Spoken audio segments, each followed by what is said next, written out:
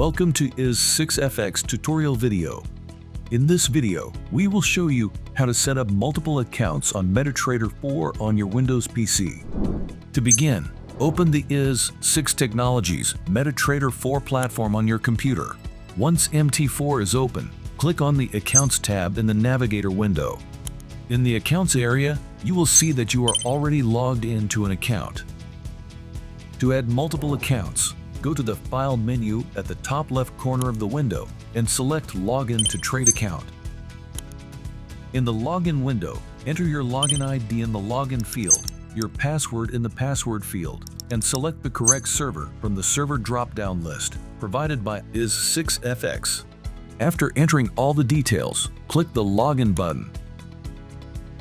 You are now logged into multiple accounts. In the Accounts area, you will see all the logged-in accounts. Congratulations!